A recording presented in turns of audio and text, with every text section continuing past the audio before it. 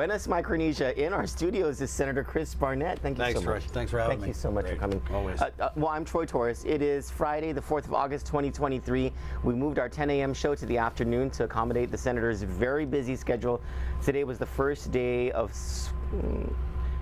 DOE welcoming back teachers, staff, yeah, teachers were, some teachers were on the campus, some teachers didn't want to be on the campus, and other teachers were in professional development. Well, they have, you know, obviously they have good reason to not want to be on certain campuses, right? Yeah, and that's something that came out, it's been a crazy week, but last night there was a letter that had come out from concerned educators at George Washington High School. Yeah, and so they had sent it to the superintendent, and then there was kind of some responses, but basically they were concerned about mold in the classrooms, because if you're following this issue, GDOE had put in a DLAN ticket for mold mitigation, and it hasn't happened yet, and so that's why a lot of the events of this week's session for me were really critical, because if you're paying attention, you know what the state of the schools is, then you know that there's still a considerable amount of work that has to be done before we get them up to that level. And that's what the teachers are worried about. They said, hey, are we going into these mold classrooms? Are we going to clean them? What if we get sick? That kind of thing.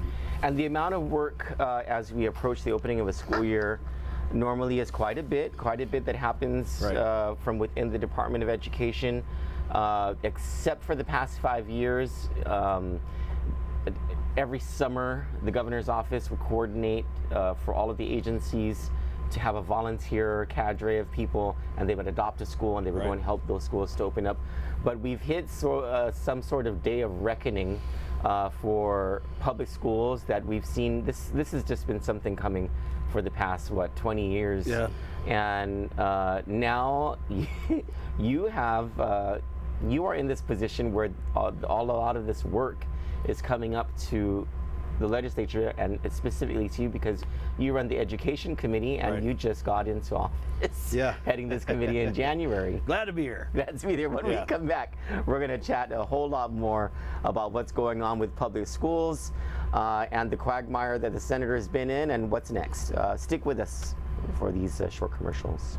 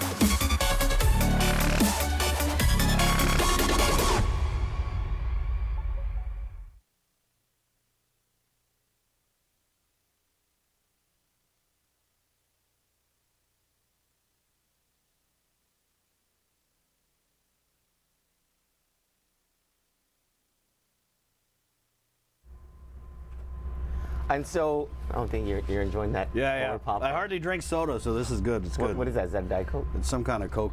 Yeah, that's a Diet Coke. We also have wind chills for you, by the way. Oh, nice. Sweet. Eric, can you bring the wind chills over? Good on the wind chills, guys. Good on the wind chills. The manager's dozen. What's up, Candyland? So I think it's the glazed donuts and the chocolate donuts. Man? Yeah. I can't. I'll take it to go. I want one of the glazed ones. You can be in the shot, Eric. It's okay. Thanks. Sure. Thank you. So if you're looking for a job first, or if you have friends, family looking for a job, Guam Cleaning Masters has janitorial crew Get in the schools. Up to $13.95 an hour starting rate. Yeah, they are. I know that they have some. I don't know which schools they clean, but they got a contract with GDOE, so they're at the schools. So if you want to lend a hand and get paid to do it, yeah, go apply over the Baltej Pavilion on the second floor. You can also email your resume to guamcleaningmasters@yahoo.com, and then they're also hiring. This says ground crew maintenance. Oh yeah. $10 to $15.20 an hour is a starting rate. Good work. Yeah. Go apply. That was what I did before I ever got into the media. I was landscape and grounds crew at golf courses. Oh yeah? Yeah. In Talafofo? Leo Palace, and then I also did it in the States a little bit. But yeah, I know how to operate all the mowers and love to bush cut. It's therapeutic. Hey, golf courses are like not making money anymore, huh? I don't know. It's like not a thing. I don't golf, yeah, but I don't see the tour buses going. You know what I mean? Like, right, yeah. I don't know if we're getting the volume of the tourists. Locals definitely though. That's a lot of land. That's just Yeah. and a lot of water that's being used to. Anyway, whatever. I guess that's a conversation for another time. For another time. Yeah. I was just having this conversation with a couple of people the other day, and it was, so we have this typhoon restoration thing that's a concern, right? Right. Now we have this opening of schools crisis. Right underneath that and attached to it is the crisis of losing federal funds that have an expiration date for the obligation of those funds. That hasn't really surfaced as a major news item yet, but it's coming, yeah. Right? But it calls to mind, what are we not seeing as these crises are going on? Is there some sort of crisis that's just brewing with the number of ambulances or with the workload of the police department? Yeah. I mean, if you just, what we can see is already concerning enough. So obviously, right, we've got some issues with public education. I mean, even with public safety, I do feel like we are reaching a critical point where the Guam Police Department and law enforcement in general, they continue to struggle with recruitment and retention. I mean, it's been the conversation we've been having for the whole term here in the 37th, and people are frustrated. Just anecdotally, when I talk to people, they don't see a lot of police presence out there. So yeah, I think that, and then you take healthcare, right, with the state of GMH and the state of the schools. It's like the big ticket items with the health, education, public safety. We seem to really be in some troubled waters with all those. It's almost like we're in a crisis management mode. Yeah, but nobody wants to call it a crisis, really, except me.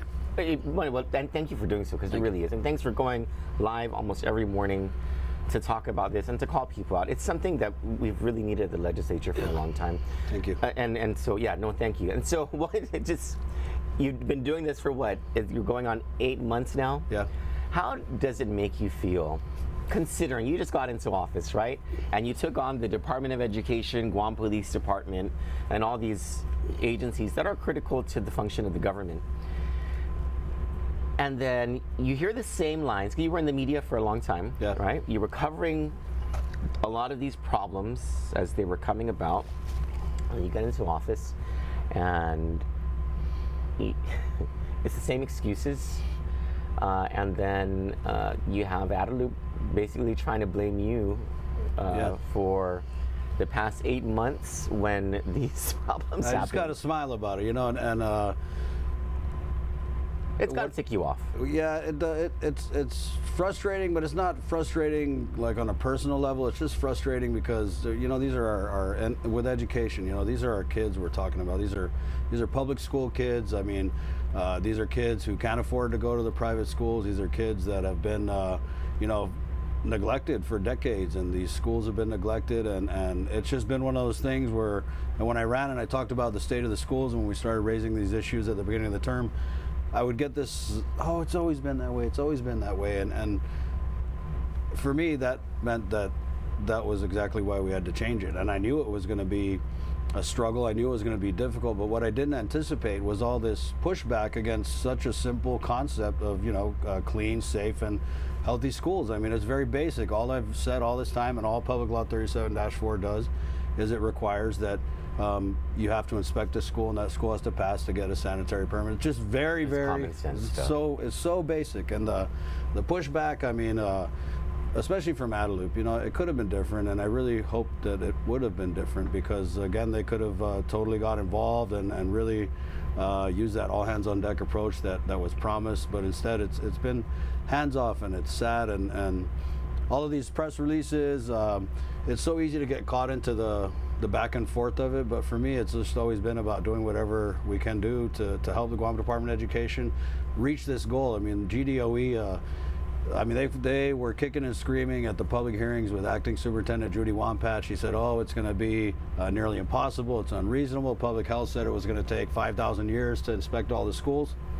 And people use that as the governor's office and Adelup, they kind of use that as a reason why I shouldn't have moved forward with Bill 29, which eventually became Public Law 37-4. But to me, all the people here, when they hear those things, are excuses, you know. And if we're talking about decades of the same old, and making that huge culture change where we're going to put our foot down, we're going to say enough is enough, you know, public school kids don't deserve to be left behind. They deserve, very basically, to go into schools that are safe and clean so they can concentrate on the learning. And people forget that. That's what we're trying to do here.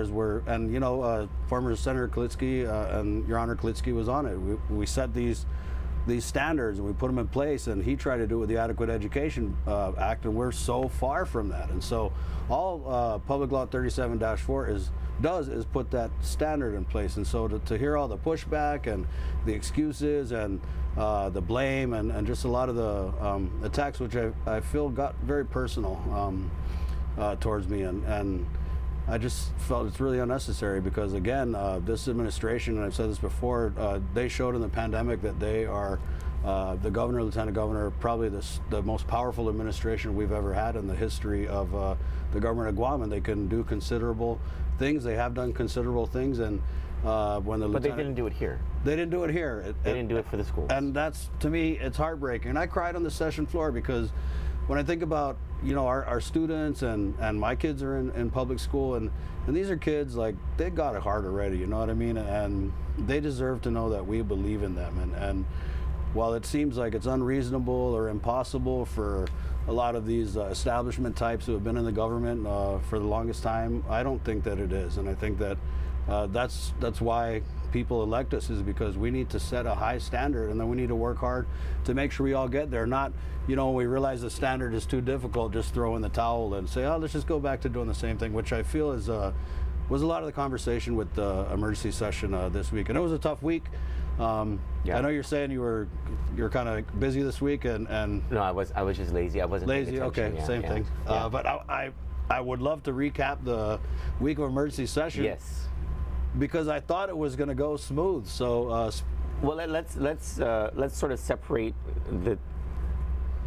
because there was a fork in the road in the legislature that happened, right? Yeah, I'll say. And so they took a left, Cello. Yeah, they took a left. They took a hard left. There was let's give a preface to all of this, right? Sure. So, the legislature set a policy earlier this year. Right. We set a policy. Understanding that yes, tough decisions would have to be made, and there is the strong possibility that schools would not open on time simply because they could not pass inspection. So the legislature sets this policy, Public Law 37-4.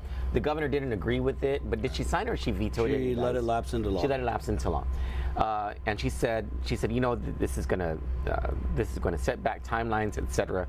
But the legislature, clearly you and the speaker and everyone who voted for it, fought hard for it. Yeah, we were unanimous. It was unanimous, and you guys said, you know, we are not going to allow kids and teachers and staff to go back into unsafe schools. Right. That's the whole 37-. Correct, but there's also some other things that happened that I felt really made it the right thing to do, and there was just a convergence of a bunch of different things where we had the governor come out in February, and he said, Holy Gov Guam to fix the schools, and then the governor in her State of the Island had said that she was going to do everything that she could lawfully do in her power to help the schools.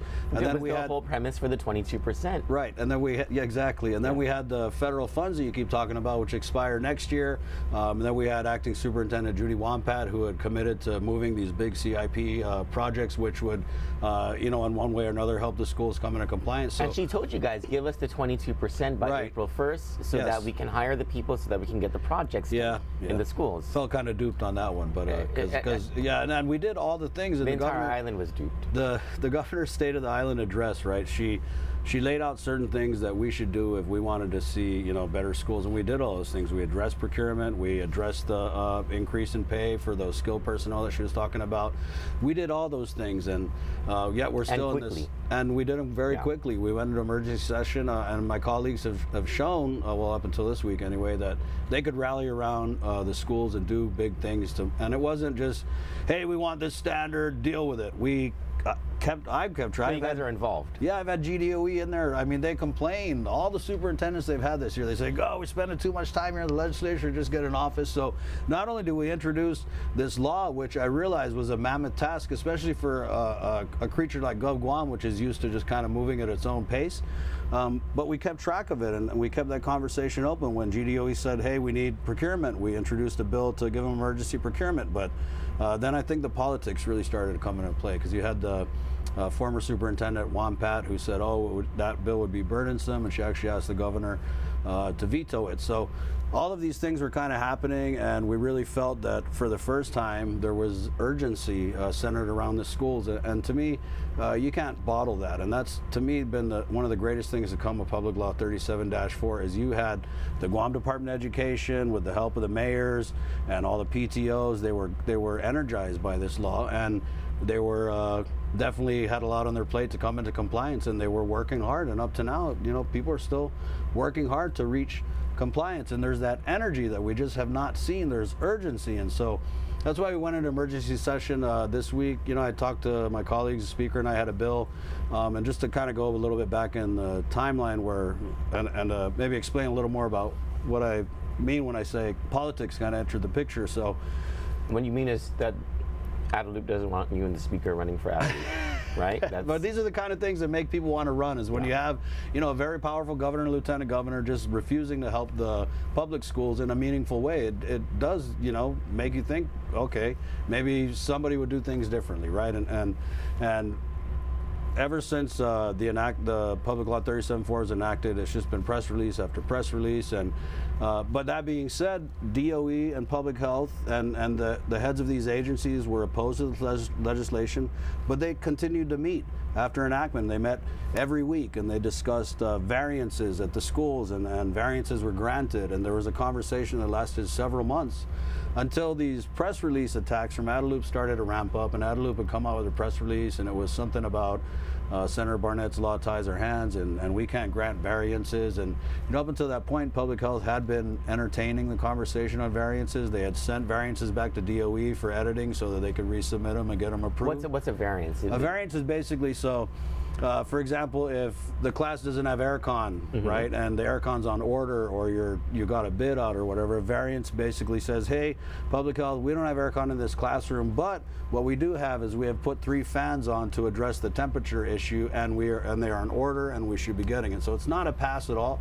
There has to be some kind of mitigation for the rule or reg that you're doing, and it's very critical because, and part of Public Law 37-4, variances was key, because I knew that we had this money, and I knew that there's supply chain issues, and what I wanted to do was to be able to have the schools operate, contrary to popular belief, but be able to operate in a way that is still going to be safe while we're waiting for these aircons to come in, or we're waiting for these supplies to come in. And so again, for 3 months, Public Health and DOE had been meeting in good faith, working together. Variances are granted, and then as the governor started to ramp up her rhetoric and her attacks, all of a sudden, close to the opening of schools 2 weeks ago, Public Health had informed us that they had completely reversed their policy on variances, and they weren't going to be granting any, which I think is interesting, because this came at the week Untalan was being inspected, and so Untalan actually had 2 variances approved, but they were revoked. And it is what it is. I think that they just got that pressure from Adelup. Maybe they saw the press release and they're like, oh, we're not supposed to grant variances. And so that really put us in this mode where, and I didn't want to, I don't ever want to play these games where you come out with a press release and I mean, the media asked me to respond, and I will respond. And it just reached the point where, for me, if the governor was going to take this law and say that, you know, we can't do this because of this language in here, and if it meant that that was the only way that I could move forward and keep things moving forward and do it for the kids, that if the governor said, hey, jump through this hoop, blow back, that's what I'm going to do. I don't care about the politics. I don't care how it makes me look. I just care that if the governor is saying that this is what's stopping it in your law, and we just took it. So that's what we did. Speaker and I introduced Bill 156, and we addressed the variances. We struck the language that that the governor had an issue with. And then we did things like we raised the small purchase limit with local funds for GDOE because up to $250,000. That's what they had asked for. So they want to be able to I think that's crazy. It's but they already have it from USDOE. Okay. And so yes, I agree. But and so we sunsetted it too, right? So it is there are risks that you take and trying to move all these things, I hope right? this new superintendent is totally committed to fiscal responsibility. Well, they seem to trust the white guy, so it is what it is. You know what I mean? But what they wanted that for was so instead of you know, buying $1 million or having $500,000 worth of something and it goes over the AG, they just wanted that flexibility to buy, you know, $250,000 worth of ceiling tiles or whatever. And since the feds had already granted it, even though they're in their high risk status, and that is the Fed limit, I was comfortable with it, and you know, so are my colleagues. So the bill passed, and so we had, and then there was also Bill 156, right? This is where it kind of starts to get a little. And this is one of the bills that passed in emergency session. Yes, there were 5 bills that passed, which is crazy. Again, the five bills. Okay, why don't you? Well, it's not even the 5 bills parts that's crazy. Yeah, it's the contradictions of these. Yeah, it's a long. So before we get to the final two, which are the problem. I see them as the problem. Yeah, I agree. What are the first 3 that? Okay, so 156. So 156 basically addresses the variance language, and we had public health and DOE in there on the committee of the whole, and public health agreed. They said, yeah, basically that's what we need. We're good. And then DOE. So it was a simple fix for a process that was already ongoing. And it's a problem I believe the governor created as a political obstacle. I don't know why that, and that for me is the most frustrating part. It's like they are just willing to throw our public school kids under the bus over like a personality difference. Well, because she wants. I don't get it. She wants you to fail. You're the education chair. But I don't. She wants the ammunition to blame. To me, that we're talking about our kids here. And like I said, I don't care if she said my law was this or that, and the only way that I could get her to move on it was to change it. I'll change it. I'll do whatever it takes, right? And I think that. Not only have I proven that, but the legislature has always shown that, hey, if we think it's an emergency, yeah, we'll come together. And so 156 was it was variances, it was the $250,000 small purchase limit. Okay. There was also language in there that allowed the governor to bring back retired health inspectors. Oh yes, that's right. Right. Okay. Over at public health. Right. And so that's something that I thought was great. Was there was a lot of talk about public health, and public health really like pivoted so quickly, and they stood up more inspectors as we got closer to the school year. So all this talk about it's unreasonable, it's impossible, I think was also countered by real efforts from these agencies to come into compliance, especially those 2 critical agencies of public health and DOE, because they're the ones that are really going to get us to that standard that we're trying to get to. In fact, one of the bills would allow for DOE to rehire retired. So that was Senator Joseph Augustine and I introduced that bill, and yeah, so that was Bill 91, and that allows, like you said, GDOE to bring back retired facilities and maintenance personnel. And that was actually at the suggestion of the former acting superintendent, Judy Wampat. So we got that one in there. That one passed. We also had Finance 149 from Senator Sabina, and that is it's rules and regs for the expedited procurement protest with federal funds that are expiring, and this is an issue that you brought up, and so we wanted to make sure that, because you know everyone likes to protest on Guam, that if there's a protest, it could be expedited. And these are rules and regs that were proposed by the Office of the Public Auditor. Yes, correct. It basically makes OPA the last stop, right? And you can't even take it to court anymore. Right. Yeah. And part of that is because there's a clock ticking on these funds, right? And so that bill passed, and then we kind of got into the. No offense, but that Sabina Perez one sounds like the most important one. Right. Yeah, and she is, I call her the procurement princess, because she is someone like, she does the work, man. She doesn't just show up and be like, oh, I'm here, what are we talking about? She works really hard. It's so critical to get $300 million in federal funds spent for the schools. Yes. You know, I mean, I'll look at her bills, or she'll send me a draft, and like, what does it do? Can you explain what does it do? Because she's just very technical. I mean, I think she's taken all the modules for procurement, and that's kind of her baby. You know, she's super smart. She probably was a teacher. She probably should have been excused from session so she could play in the chess tournament. We going there? Well, you know. I just gotta say. So yeah, okay. So I'll just talk about that real quick. So yeah, one of my colleagues, we thought he was sick, but he was actually playing in a chess tournament. You guys excused him on someone's word that he was sick. He didn't tell me he was sick. I just heard he was sick. I'm told right? a senator said to everybody, "Oh, he's sick," and Senator Hello Tidegwe was like, "Wait a minute." Right, you know? after the fact, yeah. So, yeah, you're right. One of our colleagues said, "Oh no, he's sick," and so he was excused. But what cracked me up though was he was quoted in the paper and he said something about, "Oh, it was a toxic work environment and there's people crying and yelling and they're saying horrible things to each other." And I was like, "Man, this senator was sleeping in session the other day. Like it couldn't have been that toxic of a work environment, you know?" No, I mean, I think age is starting to show here, right? It's cold, yeah. Sometimes it's a little cold in the session hall. I mean, the entire purpose of a 15-member legislative body is to fight with each other, so that you come not against personalities, but fight to flesh for your out positions. the ideas. Yeah, absolutely. Right. And if that's a toxic, and that's work how heated it was, because what happened in this emergency session is, after those 2 days of the committee of the whole, and I was teasing my colleagues, I was like, I don't know what committee of the whole you guys are watching, because they keep saying that they heard this or they heard that, and I didn't hear it.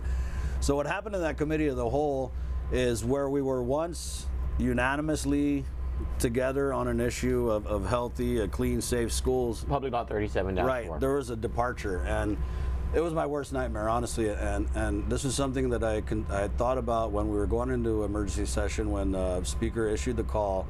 I thought, okay, I've got my bill, and we've been talking with DOE, and this is what the situation needs, and so we have the 3 bills. At the time, it was 3 bills. And then I thought, oh, I wonder if someone's going to try and put on the proposed legislation from the Attorney General. And that was actually my biggest concern. I didn't think at all that we were going to, as a body, 180 on our position with Public Law 37-4, and unfortunately we did. And so it started with Senator Dwayne Nicholas. So he had introduced Bill 158, and Bill 158 it basically allows GDOE schools to continue to operate without public health inspection, and it also allows the superintendent and the director of public health to continue to operate schools that have failed with their approval. So that's a complete reversal from Public Law 37. Yeah. If it's signed into law. Right, and then there was Bill 159, and this was the one that was proffered by the Republicans and Senator Nicholas. And this one basically took Public Law 37-4 and moved the compliance timeline of it. I mean, that's a simple version, all the way to the start of next school year. And then they had which put is a flip-flop from 37-4. But then I think in their mind, to kind of soften that blow, they had put in these different requirements where they were requiring, and this is where it gets funny, because I'm the chair of education, and they were requiring oversight hearings of education. And I was like, we've already been doing, it seems like every 5 minutes I got DOE down there. And so that was 159, and that's why the debate was so heated. And I'm all for it. Like, if we don't agree on an issue, and we're going to talk about the merits of the issue, then I'll go all out. And they didn't like it. And so when I spoke and I was pissed, honestly, because like I said, we had all come together. There were rats, mold, fleas in the schools. The schools were falling apart. And then again, we had looked at these happy coincidences of the lieutenant governor and the governor offering this help, and then the massive amount of federal funds that we're probably never going to see again. And so that's why I thought we were good. But and I had said on the floor, I thought ADLUB got to my colleagues, and I didn't mean like literally. I didn't think they had a big secret Illuminati meeting or anything. I just meant that maybe the rhetoric that ADLUB was putting out had thrown enough stuff on the wall for them, and it really turned into this this overbroad argument about whether or not kids should be in school, period, right? And this is kids shouldn't be in unsafe that's places. What I'm saying. It's like, of course, if we're arguing, should kids be in school? I mean, yeah, it's going to be hard. Of course kids should be in school, but they shouldn't be in unsafe places. Exactly, and I spoke on these bills, and I feel like with Bill 158, my words were a little too hot for the body, and I had made an agreement with the main author of the bill that, I figured, okay, this is a bill that I think maybe the governor might sign, so how could I make it better in the event that it gets through? Not to like cave on 37-4, but just trying to prepare for all the... The governor's absolutely going to sign those 2 last bills. Yeah, I'm always hopeful. But it's she an has easy way out for the governor. It makes everything a DOE problem. You know what I mean? Yeah, and man, Troy, they came out with this release, and there's just so much, and you're probably way over your time already, but there's so many different parts of this issue, and I feel like my colleagues just didn't understand or take the time to which is crazy because half of them were sitting in these same hearings with me, and I was like, wait, you don't know the issue of the schools just not being ready. And they had brought up to me this argument that, oh, we need to open the schools now because they can't come into compliance because they got damaged by Typhoon Mawar. Well, exactly. That's why they're not ready yet, because they are coming into compliance, and then Mawar made it worse, and now the schools are really bad. You know what I mean? And that's why they're not ready. And so this argument that, oh, we got hit by a typhoon, so we got to let them off the hook with 37.4, to me was just really contradictory, because the schools are a mess because of the typhoon, which in my mind, that's part of why they pushed the proposed start of the school year back, was they just flat out needed more time. Let's go back to that, and thank you for bringing the conversation here, because it goes back to that very first question I asked you, dealing with the frustration of all of this stuff having built up over all of these years, decades really. Right. Deputy Chief of Staff for the Governor, Clint Ridgell, he tweeted something that basically said, you know, where is the chairwoman of the Board of Education? Right. Where is the Board of Education Yeah. and all this? And when I first saw that, I was like, oh, look, Adelup is shirking his responsibility. But then I thought, yeah, where is the board? Right. And, you know, and these are problems that are coming from inside the Guam public school system.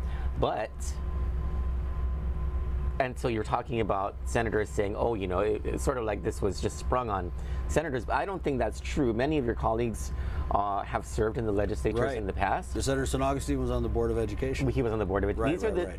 These are the same senators who every year pass budgets for DOE that do not include enough money to deal with maintenance or deferred maintenance, which is more than $100 million now, right? The same senators who've been in office, you know, and I'm sorry if I'm putting you in a bad spot here with your colleagues. I can do that fine on my own. So this is not something that was just sprung on anyone, and this is not just a DOE thing. Correct. It's not just the Board of Education, but it's true. Where is the Board of Education in all of this? And so how come senators? Go ahead. I'm sorry. Go ahead. So when you talk to the Board of Education, one of the things they say is they need to be. They're a policy board, so they want to have the ability to get into the operations restored. And so when we bring up these issues about where's the board, and I talk to the board like, hey, where were you guys at? They say things like, oh, we can only do policy. We're very limited in you know, how we can interact. But that being said, I know there are board members who really give a damn about our schools, and there are board members who don't. Well, I'll tell you, and I think you've seen some of this, is that when a certain board member who's very passionate about improving especially facilities goes to a school and tries to do something, that principal of whatever school it is will write a grievance against the board member for getting involved in operations. That's what I'm saying. But the board member was right. Yeah, and so even though they're limited in their abilities, I think that, I mean, it is what it is. They can't not see the conditions, right? And they want to make changes too. Like I've got board members in my office all the time, you know, saying, hey, can we try this? Hey, can we try that? But you're right though, these are big institutional problems, and everybody, including me as a freshman senator, is responsible for the mess and responsible for cleaning it up. Which is why Public Law 37-4 was perfect.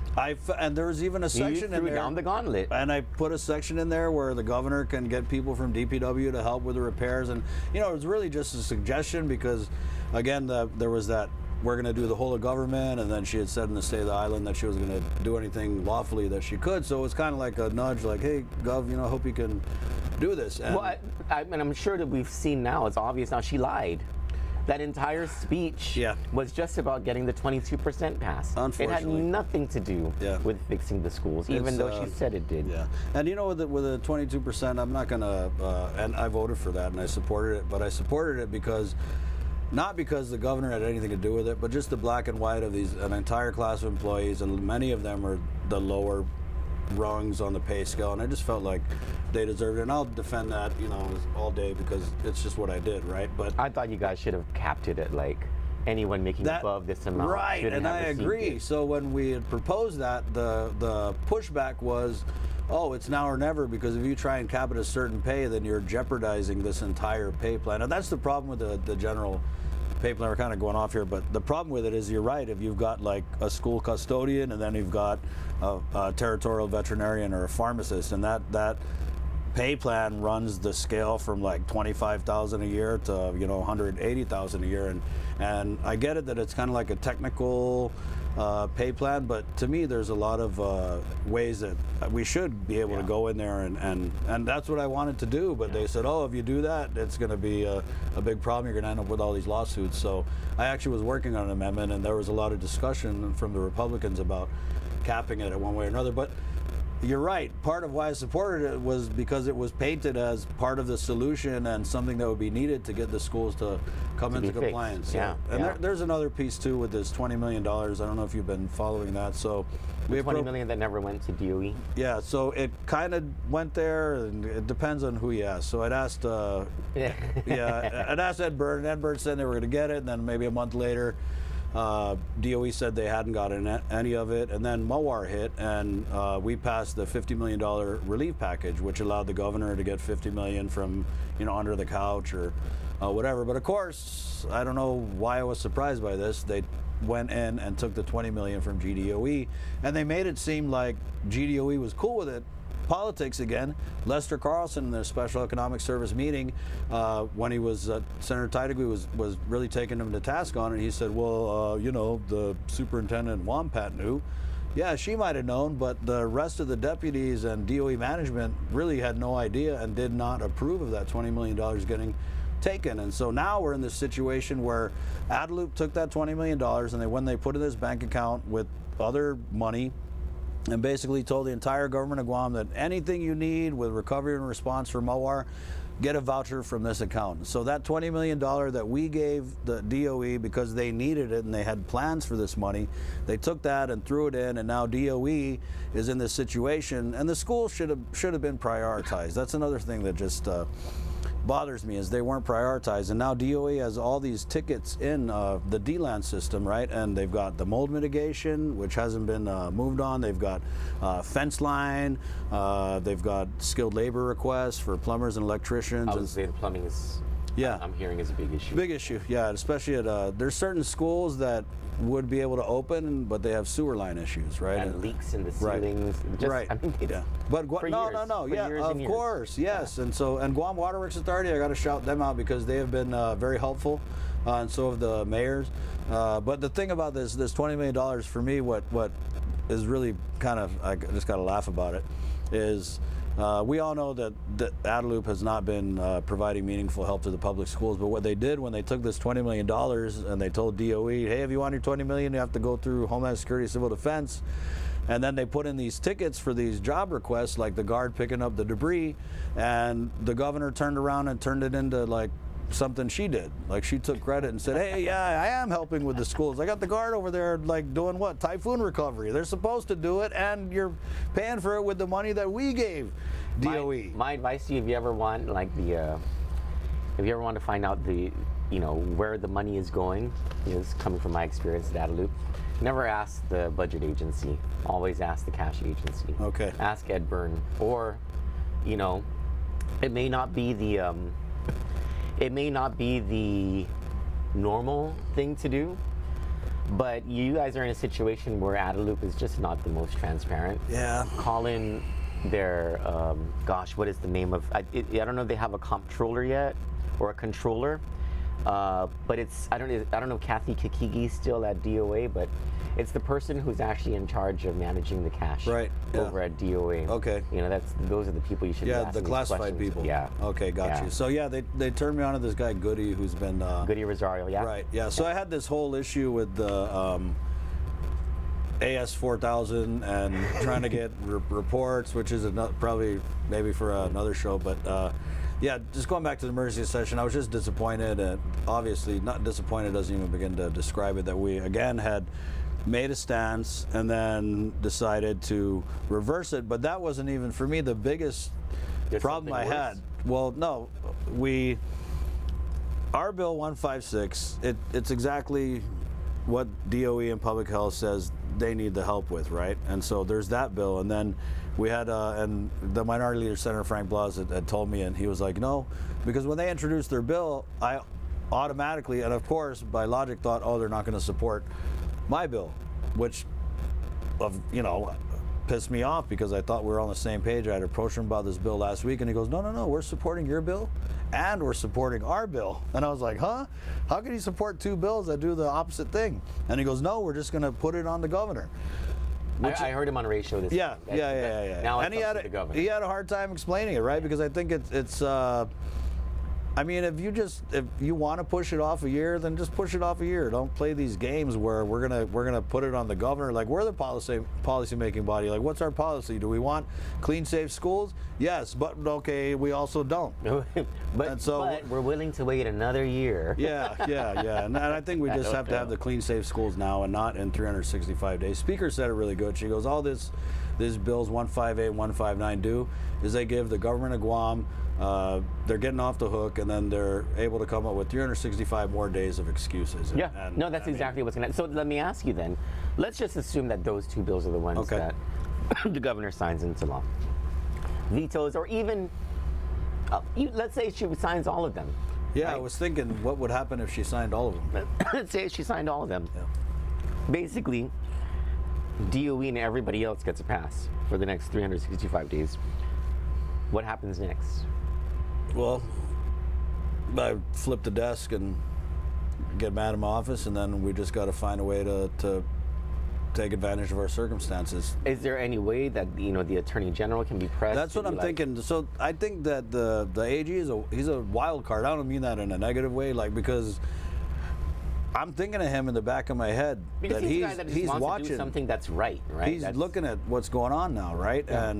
And the whole issue I had with pushing this off another year is, okay, we have an Attorney General who indicted public health leaders for issuing sanitary permits without an inspection, and now the body has decided, and by extension with the language that she's putting out, the governor as well, that we can just send the kids to school, and we'll just worry about the sanitary permit next year. So we're creating this, for me, this perfect storm of circumstances that I think the AG may be compelled to act on. So if she does sign these two bills that kick it off for another year, that allow schools with failed inspections to operate, then we're sending our kids into these schools and we can argue all day. My colleagues haven't been to the schools. I've been to the schools. The schools are not ready. And when I say that they're not safe and they're not clean, I don't mean any offense to the hardworking GDOE employees. I mean, they are busting their ass, working hard. They don't get the money that they need each year in the budget process in order to. And that's something that I got to work on. You know what I mean? And I've thought about different ways, because you're right, they have never got the money for maintenance, and instead we were sold this idea that private companies can do it better, and I don't necessarily agree, because we've been doing it with the private companies in lieu of these facilities and maintenance personnel. DOE used to have like an army of facilities and maintenance people. I don't even think they are paying the private companies enough to do everything that they need. You got a point there too. I think that's another piece of the pie that. And so I think that we just have to look at the way. Obviously, 37.4 looks at the way we've been doing things and says, "Oh hell no, we're changing it right now." And so there are other things, right? And so I think that I can find a way to fund and create a fund for facilities and maintenance without really, raising taxes or stepping on anyone's toes. I think that there are revenue streams out there that we haven't tapped on yet that I want to look at because of those things you talk about, right? We can't really, well, I can because I just got here, but senators, you're right. If they're going to talk about lack of maintenance, but then not fund the maintenance, then they're part of the problem too, right? It's what do you call that? It's duplicitous. Right, yeah.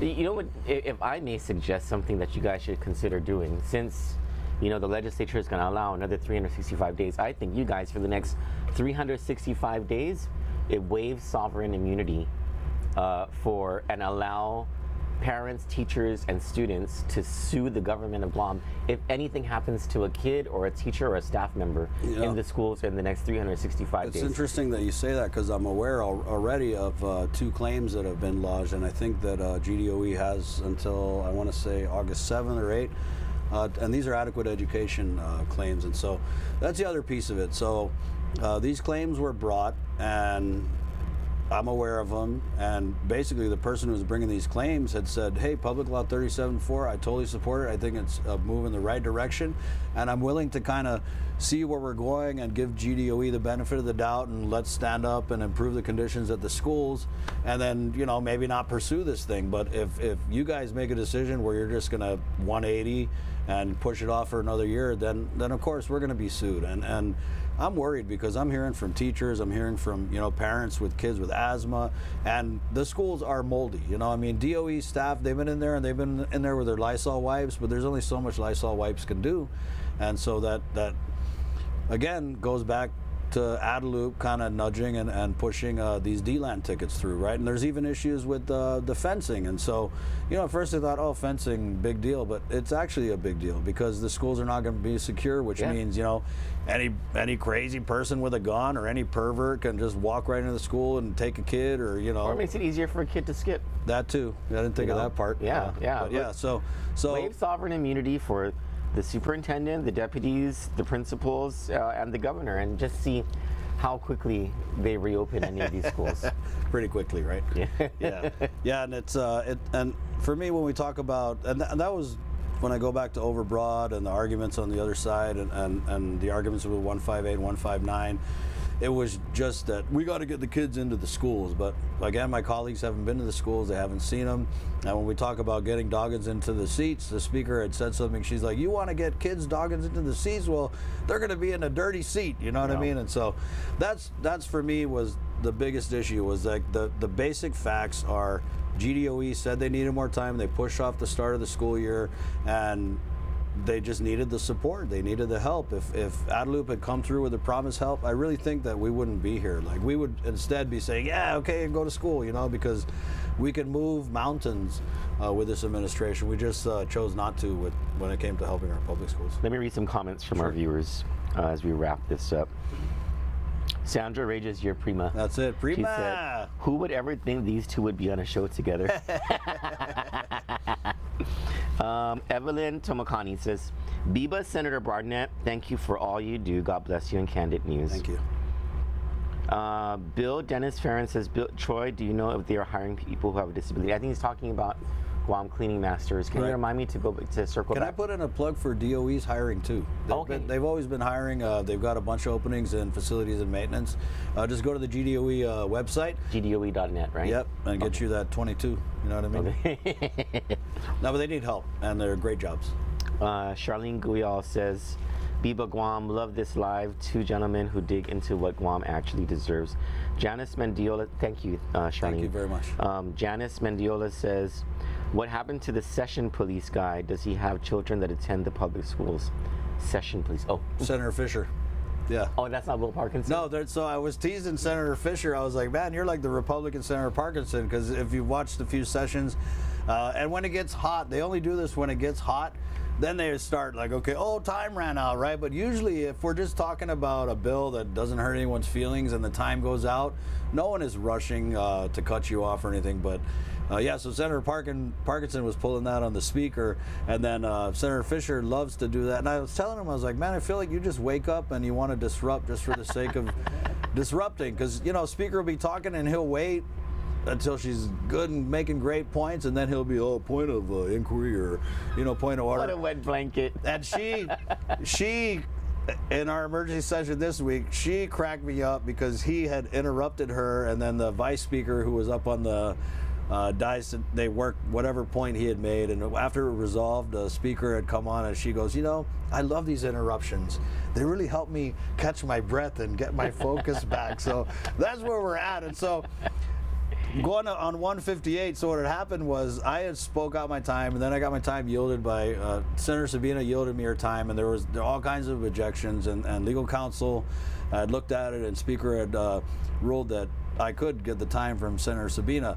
But then they didn't like what I was saying, and I had these good amendments for Senator Dwayne's Bill 158 because it allows schools that haven't been inspected to open, and then it allows failed schools to operate.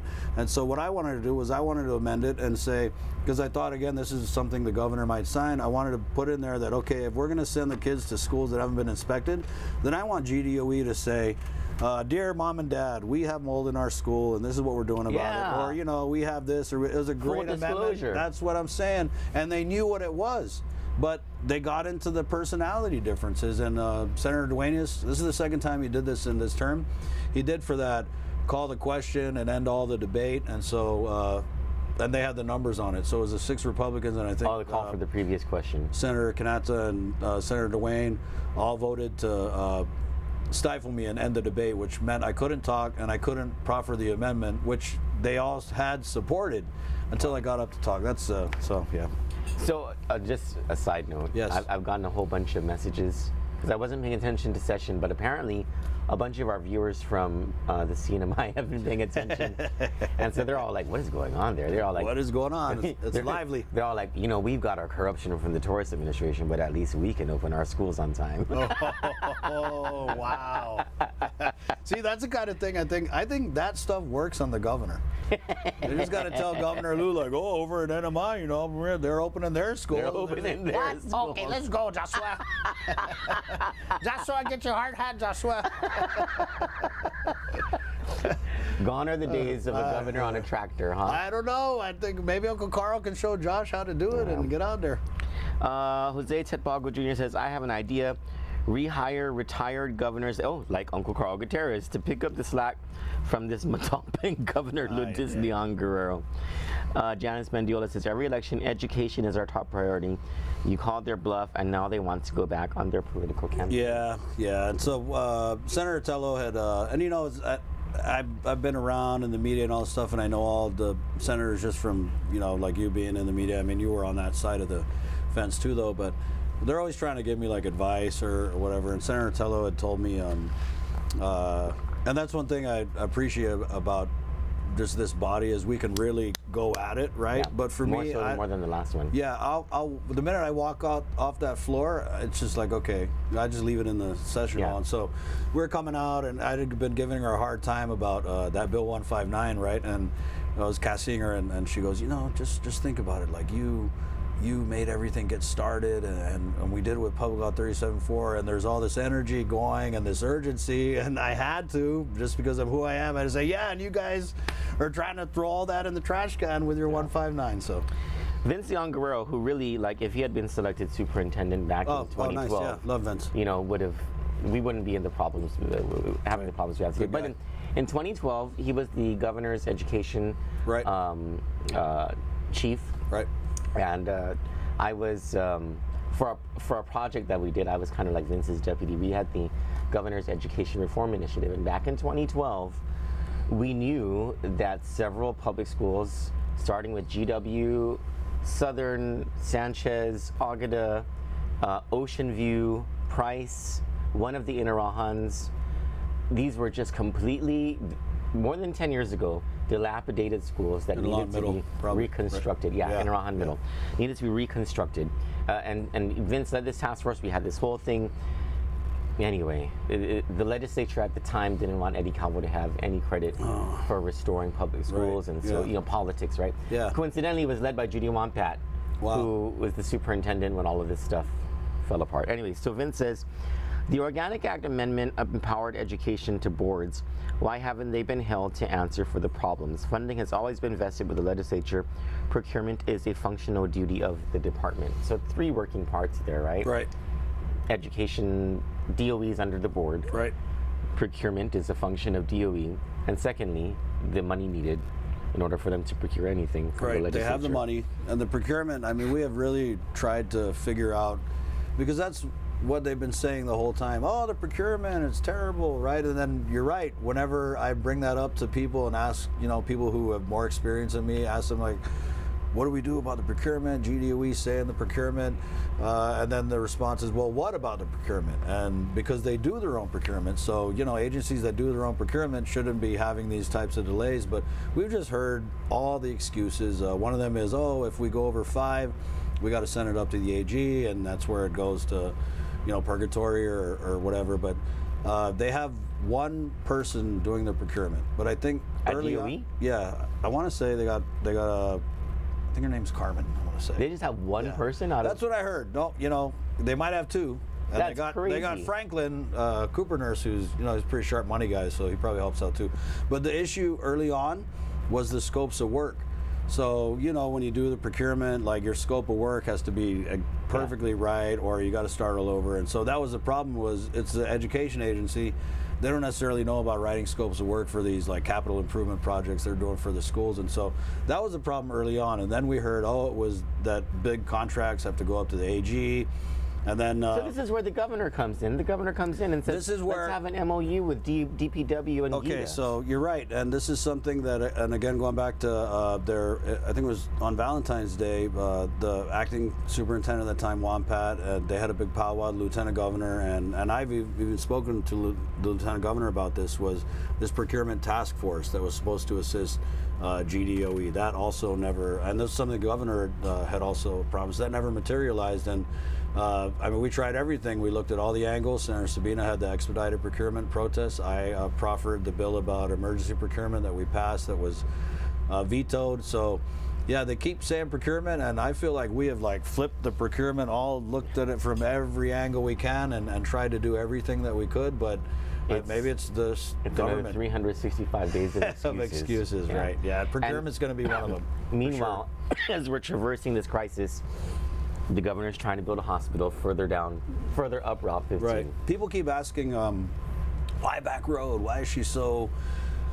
And it's because I believe it aligns with the military's plans. So we all know that the Department of Defense, they made a boo-boo. They didn't anticipate this China encroachment and how quickly this threat of China has built up.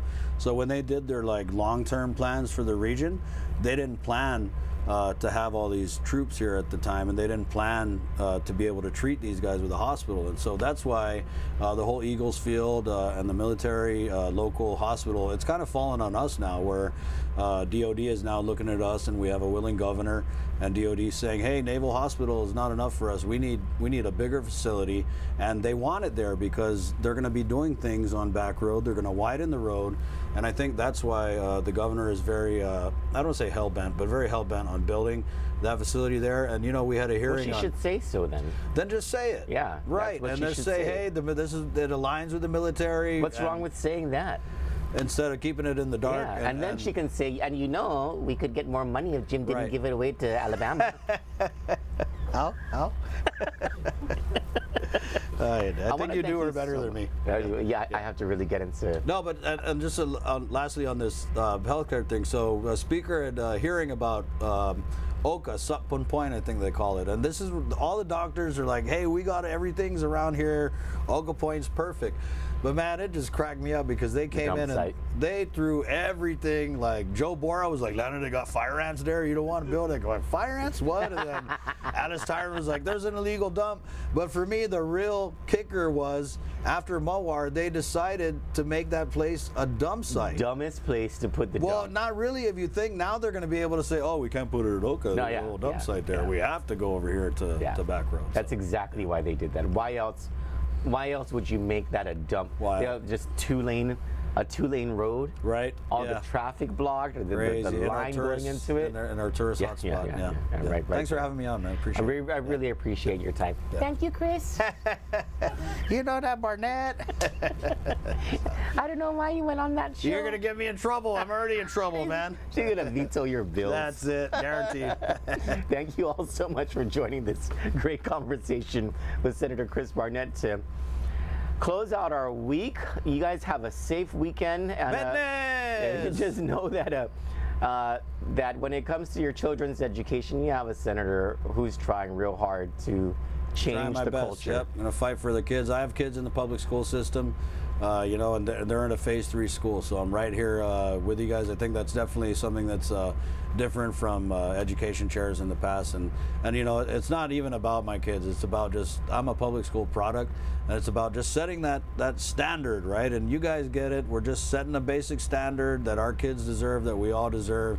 And I don't think that we need to wait 365 days to have clean, safe schools when we're already on the way there, right? I don't want to go from the state of emergency to the state of no urgency, but it looks like we may be heading that way. And you just light a candle, say your prayers. Yeah.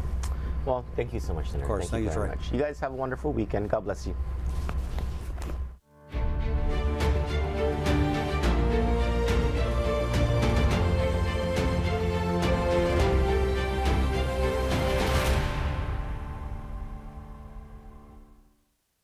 Ilinala Ipalawan, Sinyabula, Minaletnya, Agan Bravo, Itatataunya. Yet cervical cancer continues to pose a constant risk to women today due to low awareness. Cervical cancer pasiye masek lan matan sa kontilogin yaki. Fingom somono, pap smear and HPV vaccination isa na kashing tilogin niya. Dapat ko rabil amla mugar.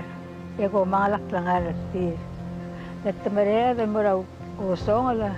Kaya raw guru la. Ramak nitalak ta. Raktel umaralir.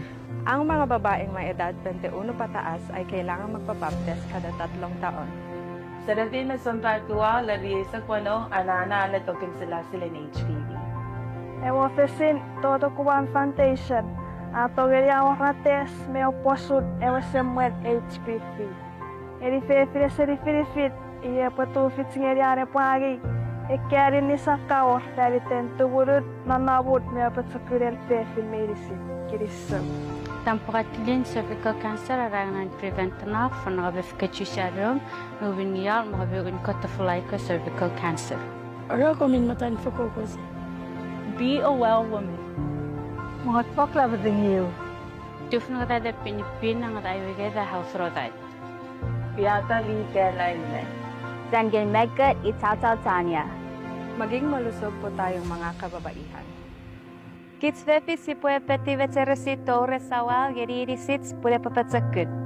Take the first step to becoming a well woman and call Todu Guam Clinic today at 671-649-TODU to schedule an appointment.